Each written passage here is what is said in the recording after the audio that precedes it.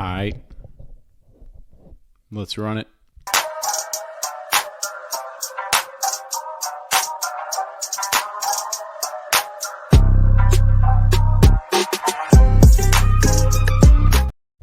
Yo, what's up, everybody? What's up? Another episode of The Grind is up and on and popping, kinda. We'll see. How's everybody doing? Welcome back. I hope everyone, all 30 of you that watched last week's episode or listened to it, know more about CanScam Ministry. If you don't know about it and you haven't spread the word, listen to last week's episode. It's on YouTube. It's on Apple, Spotify, all that stuff. Please spread the word. It's going to be hard to capitalize on or beat out that good news from last week. But as I pull up my little notes here so I don't mess it up, that's probably the best news in the hobby I've seen in a while. I know there's probably a lot of other, I would hope that there's more people out there like Greg that are doing the same sort of thing, trying to help people out, using the hobby for a good cause. There's a lot of great advantages to what he's doing and how much he's helping other people. And I know a lot of you people out there that I'm talking to throw away cards. So don't throw them away. Get his address, send to him. Now, selfishly, a good piece of news. Yesterday, what happened for a lot of people, they got followed by John Cena. Paulie Donuts being one of them. That's pretty crazy. I reached out to my buddy and asked him, you got any good news? And he's like, well, my friend got followed by John Cena. And I'm like, yeah, that's pretty fucking cool. So, yeah, that was pretty nuts. The non-selfish, I guess it's kind of selfish, good news, is that I feel like, and money isn't the answer to happiness, but money sure does help. Money helps you, me, everybody else that listens to this. If you don't have money, you can't do stuff, right? I'm very grateful, and I try to let people know how grateful I am that they choose to spend money on cards with me or with anybody, honestly. As long as the business keeps going, it's great for everybody. That's the biggest piece of good news that I have, that some people, I think it's doom and gloom, and there are plenty of outlets out there that do a great job at telling the crappy news that's out there, and I think they should do it. They are fantastic at it. Some of them are very funny. Some of them are kind of weird. It is what it is. If you feel like you're the weird one, I'm sorry that you feel that way, because I'm weird. Anyways, I'm happy that people are spending money that have the ability, more so, they have the ability to spend money on cards, whether it be with me or at a card shop. Houston, I'm talking to you. Get another card shop out here, because there's very few, sadly. And I think 2020, as crazy as it was, things are relatively cheaper now. I say that while retail has spiked as far as what you can buy for a box, but I feel like cards are more accessible. Entry-level stuff is more accessible, and there's more avenues for you to be selling your stuff and have people buy it. That's the crazy part, right? There's all these people selling, and I'm going to get into what I do and some parts of stack selling here in a moment. But it's amazing that if you think about it, there's all these cards being posted and pulled and sold or posted to sell, and they're selling, while at the same time, those same people like myself are buying cards. So that cycle is going strong, and I think that's great. I think that's a great piece of news. No matter the pump and dump bullshit that's going on, or the games that people are playing with cards, whatever they're doing, don't really care as long as it doesn't affect my business. All those things happening, it is what it is. That I would like to complain about it, but I don't think that does much for anything. I'm happy that there's people out there that have the time to get that info and put it out there so people know about it. Knowledge is power, good information, whatever, however you want to put it. It can help you out. So with that being said, all the people that are buying cards, they're buying them in a bunch of ways. ComC, eBay, Instagram, at the shows. Where I first really started selling cards and people started buying from me, and I even bought a lot of my first cards, was off of Twitter. And that's how I fell into the business that I do now, stack selling. When I first started 2 years ago, it felt like the circle was small for people that were selling cards on Twitter. Maybe I'm naive or stupid, probably both. There was probably a ton. Just Twitter's weird where you don't always see everything. I mean, shit, even people that follow me and do stuff, they sometimes say, I didn't see it. And I'll have to repost something, and then they'll see it and the card will move. We'll get into that in another episode. But stack selling. For most of the people listening to this and that follow me on Twitter, they know that I do stack selling, and I go by the hashtag get to stacking or ghetto stacking, which a lot of people find hilarious, me included. I don't know how I came across that hashtag, why I made it up. It just stuck with me. It's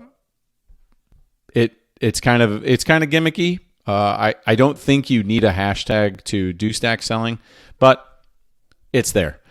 And that's what I operate under. Pauly Donuts and hashtag get to stacking. Stack selling, if you don't know what it is quite simple. You have some cards, you want to sell them.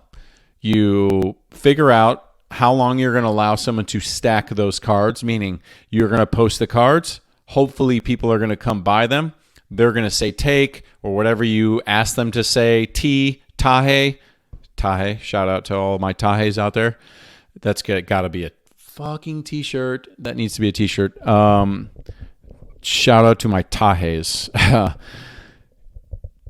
Whatever you decide they're going to say, then through the night, people will take cards and you'll make a stack for each person. Whenever you decided to end the sale, whether it's that night or the next day or a week, 2 weeks, month, 2 months, some stack sellers allow you to go for as long as you want, as long as you continue to pay down your balance. Sweet. I can't do that. I'm not smart enough. I usually do a month at a time. I kind of do month blocks. In the beginning, I only did a week. I think when I first started, when I first started, I only did, it was that sale, and then everything shipped out within 2 days. That was mental. It was way more difficult to do it that way than to do it for the month, even though at the end of the month you have, hopefully if you were busy, you have, 200, 300 packages you got to get out, and that's a daunting task as a solo show. It's always great to have help. So now that you know what a stack sale is, there are some things that go into it. There is a lot of things that go into it. Your best bet, now that I told you what one is, go on Twitter. Either go on my Twitter page, hashtag get to stacking. You can search that. You can search you can search the word stack sale. You can search the word card stack sale, hashtag the hobby stack sale. There's a ton of things that you can search to find out what a stack sale is. And I would do that before I did any selling. And that's how I kind of came across it. I bought into a few stack sales. And I was like, okay, wow. I had all these cards. Wife was, excuse me if you've heard this story before. Wife was like, what the hell are you going to do with all these cards? And I'm like, well, I'll sell them on eBay. And that was a waste of my damn time. I'm not a big fan of eBay. I know people do really well on there. I'm just not good at it or whatever. I ended up I liked the interaction on Twitter. So boom, I did a stack sale, made my $4. Posted about 50 to 100, like 75 cards, I think, somewhere around there, 75 to 100 cards. And why I stuck with it, I don't know. I'm not easily discouraged, and thank God I didn't. It's turned out to be great. I think it can be great for everybody, as long as you have some things in place to make it great, right? One of the big things you'll look at of the successful stack sellers out there, I think the number one thing, one of the number one things, it's got some ties at number one, but inventory.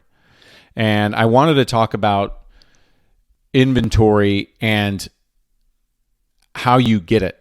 There's other things that go involved into being a great stack seller. Let me go over those real quick in my mind that we can go over in detail later on another episode. But, how you engage with people, are you reliable, how you ship, how fast you ship, how you treat issues that arise. Those are big ones. Originality is another one that's really big to me. Your followership can help you greatly because you kind of build I don't want to say an army, but you kind of build people that are regulars. They get used to dealing with you and they expect something from you. And you got to bring it. Sometimes, and that's where inventory really plays a crucial role. And when I say inventory, I don't want people to get in their head that they have to have these crazy cards, right? You could have $5 Jordan cards. You could have $5,000 Jordan cards. The question is, do you have the clientele that wants to buy a $5,000 Jordan card? If you're going to get into that, there are people on there that do very, very well in the high-end realm. It is, to me, a harder point of entry for someone starting off. I could be wrong. Maybe you try it and you crush it. So with all those things, at the same time, that's what's going to differentiate you. All those little intangibles that are going around that you do, right? Why are they going to buy cards from you and not from Bob's stack sales down the road? That they're going to see. Are you cheaper? Can you afford to be cheaper? Shipping is a hard one. Some people, this goes into you're starting a stack sale. You're going to need to know how to ship stuff. I'm not talking about that you're either going to use a plain white envelope or a bubble mailer. I'm talking about how much are you going to charge for the bubble mailer and shipping? It's $4.50, $5. Shipping's going up. I used to charge $3.50 when I first started, but it's gone up. It's gone up to almost $4.50 a package. I have a feeling it's going to hit $5 here by Christmas. I wouldn't be surprised. $4.75, something like that. Are you going to do PWE? Do you want to even risk it? So all those things need to be set up beforehand. I would do all those things before you even start trying to grab inventory, or you start small and you're doing small sales, and then you build up and you really get your processes, whatever the fucking word is, processes, right? Comment below if I don't know how to speak English.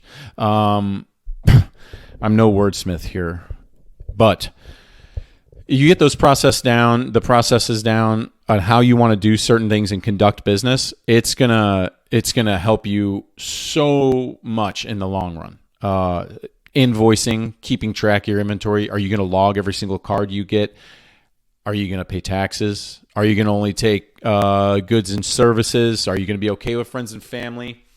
Are you going to take Zelle, Venmo, Cash App, PayPal, check, cash? Are you going to allow people to... What are you going to do when someone doesn't pay you? It's not so easy anymore. It seems easy when you're just like, when I say, yeah, all you got to do is post cards. And that's what I thought. But then you think of it from a business aspect, and you have to deal with little fires that arise. Someone took $550 in cards from you and disappears. That sucks. Not a good person either that does that. Whether it's $5 or $500 or $1,000 or $1, anybody that walks away from a stack, to me, is a real piece of shit. Now, if they communicate with you, they got some stuff going on. I'm going off on a rant here. We haven't even talked about inventory yet. But if they communicate, which is a huge, huge part of any business, then, hey, I had some stuff come up, man. I need a week. I need a couple weeks. I might need a month. Great. Can you pay me $50 now so I have a little, skin in the you got some skin in the game and it's non-refundable or something like that, whatever you want to think up. Those people are awesome. I always say, you just tell me. And, if you're one of those people that something really bad's come up and you cannot take the stack, I would rather have you tell me, can't do it, man. I'm so sorry. And that is so rare. These things are rare. I maybe get one non-payer a sale. Rarely on the big stuff. And when it is, I have, quote unquote rules in place to kind of help mitigate those circumstances. So back it up, Paulie. Back it the hell up here. Inventory. How are you going to get inventory? Are you just going to rip retail? At one point, people are going to get tired of seeing... Tired. Bad word. People are going to... You need to have things that are... They don't need to be super shiny. They don't need to be numbered. They don't need to be the rarest, coolest fucking card out there. But they need to be interesting in my eyes.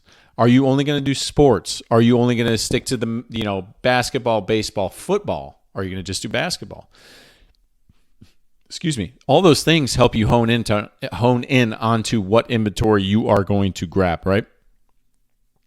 So where are the spots you can get the inventory? Well, the best spot, which I talked about in episode 1, is card shows. I love going to them. If you are going to be a stack seller, which I think everyone should be a stack seller. I think everyone can do it. Yes, I know it sounds crazy because people that know me in the hobby and know me in my other careers in life, I'm a very competitive person. I have a lot of Kobe Jordan brain going on sometimes. And I believe competition is huge.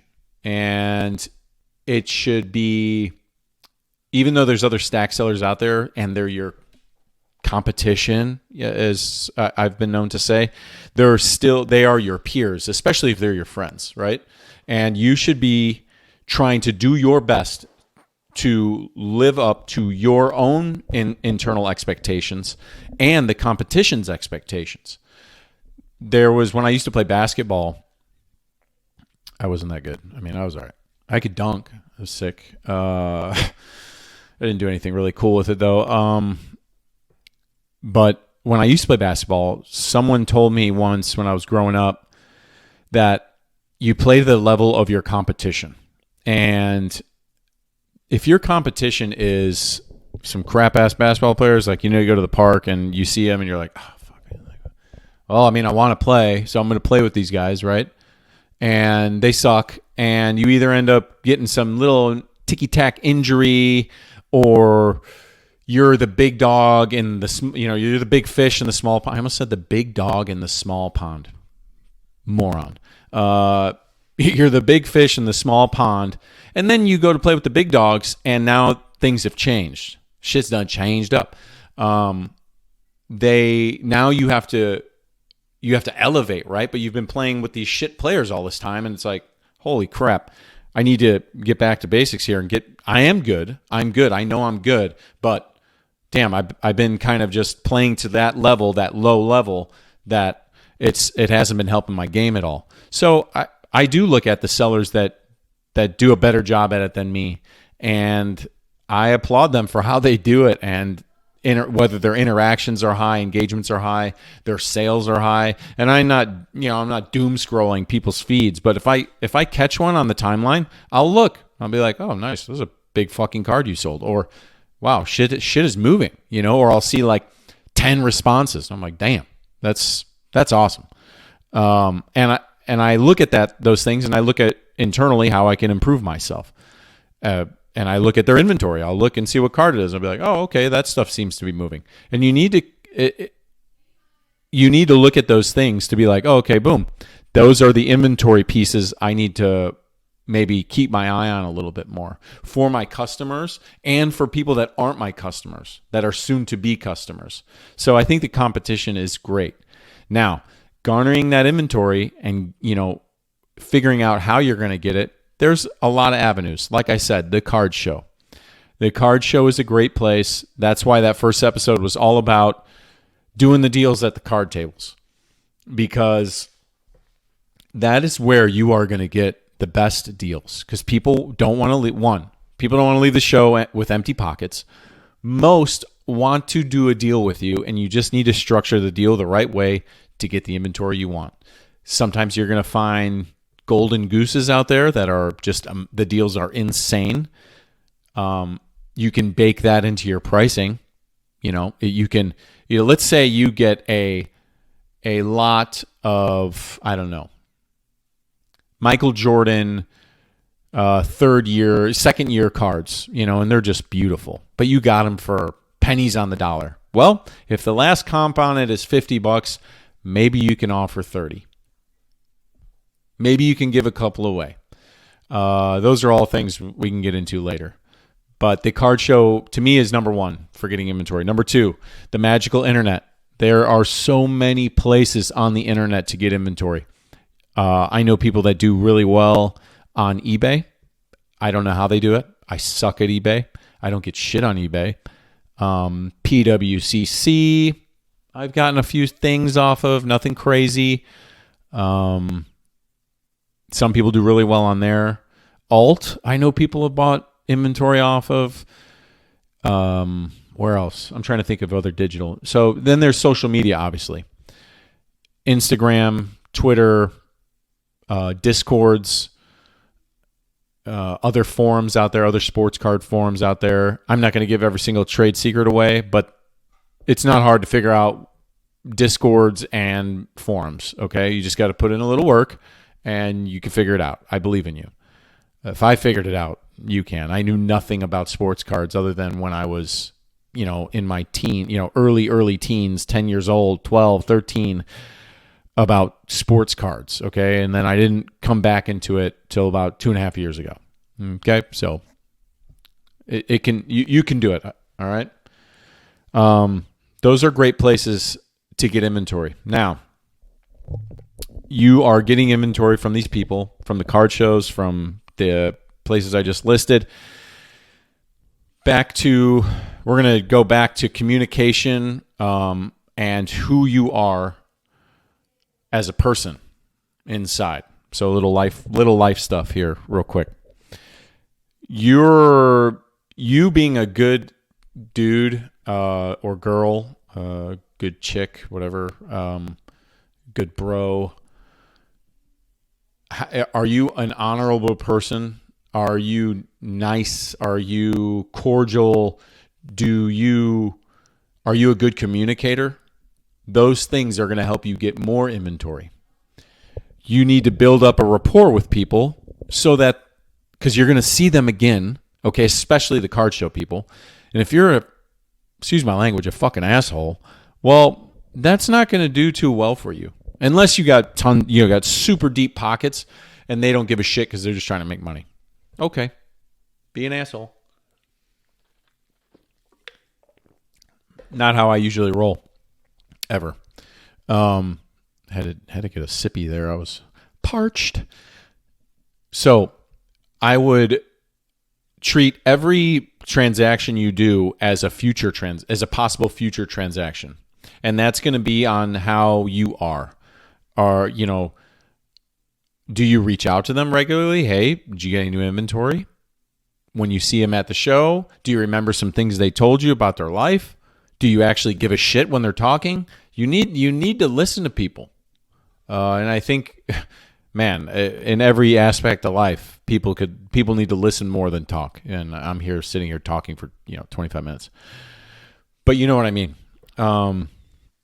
So those are all great ways for you to get inventory. I don't know how many hours I spend a week searching the internet for inventory when there's not a card show, but I know it is considerable. Considerable enough that my wife, is like, can you get off your phone, please? You're at dinner. And I'm like, trying to close this deal. Yeah, okay, relax. Back to the, you can't close every deal and you can't get every deal, right? Don't drive yourself insane trying to get the inventory either, especially if you're just starting out. Also, inventory getters. When you're in the mode of getting inventory, like I just said, you're not going to get every deal. You don't need to buy every goddamn card deal that's out there. Unless you can afford it. If you can afford it, by all means, buy all of the cards. Buy them all if you're able to move them. Don't buy them at inflated 2020 prices and you're getting crushed and then you're complaining about, oh, well, don't let someone rip you off. My buddy Repeat sent me this today. It was from a post that Ryan's Cards posted about, and he's right. Like, don't be the fucking guy that's complaining about getting ripped off by someone. Because if you buy on eBay, if you're taking the comp from eBay with something like, there's costs on eBay. Yes, there is costs on eBay. There is costs that I incur as well. Should I bake those into my prices as well? Or can we just say that the fucking comp on eBay is the comp? Or the comp, wherever you're getting all the comps from, that's the price of the card. Okay? Don't be the seller I don't think it's good to be the buyer either that is doing mental gymnastics to buy sports cards. Okay? I think if you are on the internet buying cards from people that most likely you don't even know them, you have a phone in your hand. You can comp the card out and figure out the price you want. Now, if that seller is a busy seller and people are taking cards left and right, you might not have a lot of time to research the card. No one is pressuring people to buy it. It's annoying that people talk about other people. Sometimes people will go into people's sales and be like, can't believe you bought this for this. Look at this.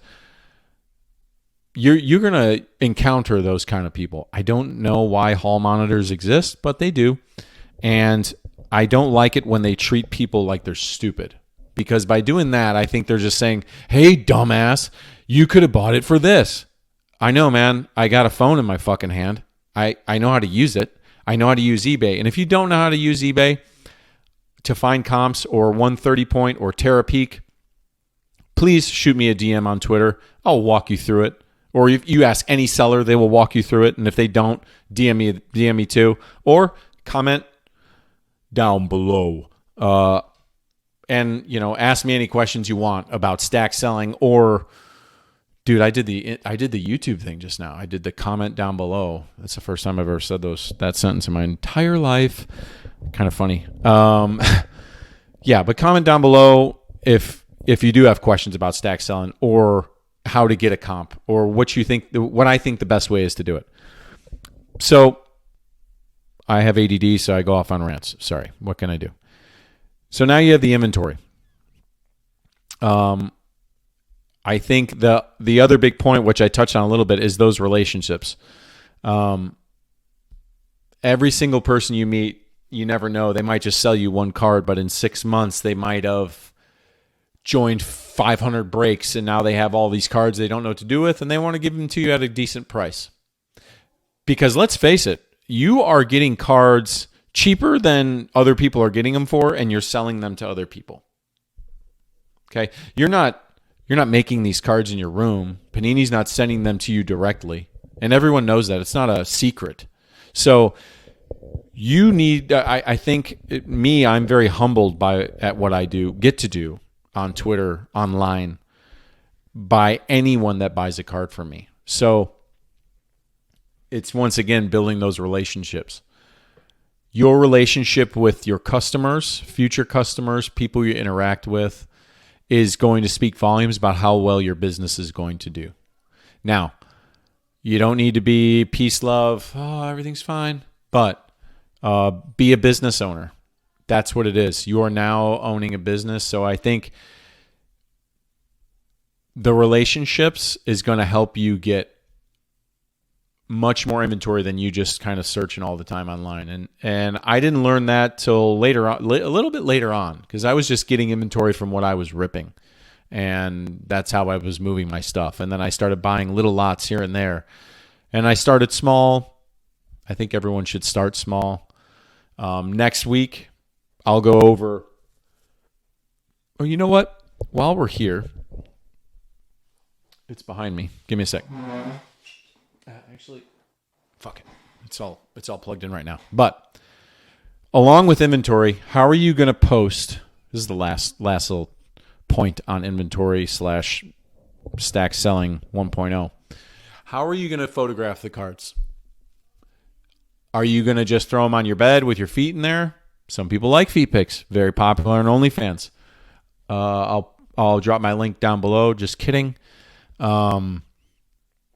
Are you going to just throw them on the kitchen table? Or, I mean, I started without a light box, without anything. I just used my phone and I did them on my island in my kitchen. And I had a poster board. I'll never forget. I was doing the poster board thing. Some people do stack sales. It'll be a poster board and it'll have like a grid and it'll be, A1, B1, C1, and then A2, and so on. And that's another way to do it. I've tried that way a few times. Sometimes it does well. Sometimes it falls flat on its face. I've found that the way I do it, I enjoy it the most. I will do like groups of cards, but usually it's one photo of one card. I don't have the mega following that some people do. They could just post mass picture of cards and boop, boop, boop, boop, boop, boop. Cards are selling left and right. And that's awesome for those people. But I use a light box. It's on Amazon. I will put the link in the description.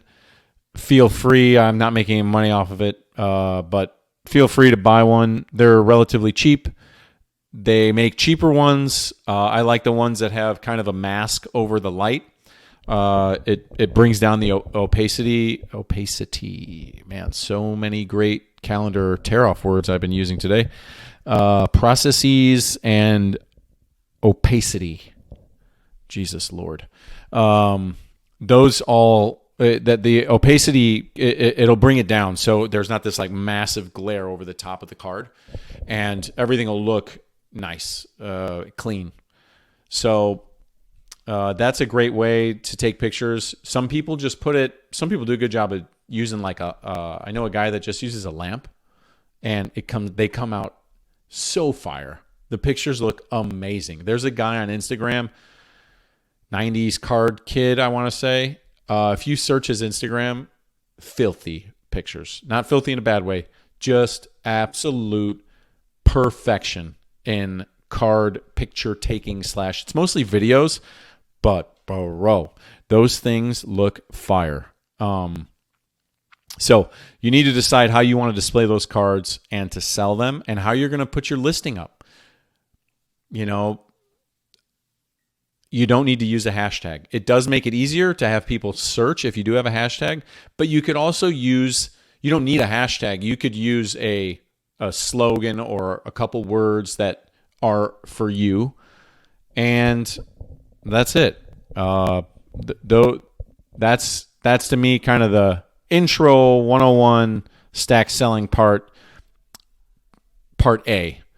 So inventory, how are you going to get it? Where are you going to get it from? Once you get it, how are you going to post it? How are you going to get more? Through building relationships. Those are them. Communicate. Be a good person, right? These two hang tenors right here. I would always practice anyways. Try to be a good person and try to be a good communicator. Don't be afraid to talk to people, tell them you got an issue, or tell them this is how you're doing business. So with that being said, thank you again for watching or listening to another episode of The Grind. This is episode 4. Like, comment, subscribe to my YouTube. I also host the Tasty Brains podcast. I'm doing a shameless plug here really quick. I have a DJ EFN was on yesterday. That episode is out now. Next week, episode that's coming out, if you have kids or thinking of having kids or live in America, it behooves you to listen to the next episode of the Tasty Brains podcast. It is about school shootings. It's about guns. It's about keeping people safe. And I do hope that episode rings true for a lot of things and sheds some light on an amazing device that's going to change, that should help and change schools forever in a good way. So thank you for hearing me talk nonsense for 35 minutes. I hope everyone has a great day, weekend, life. And follow me on Twitter at Paulie Donuts, hashtag get to stacking. Sales go down about 3 to 4 times a week. And I be posting that fire, right? Sometimes. I think you guys like it. Anyways, thank you again. Peace out. I hope you have a great day. Bye bye.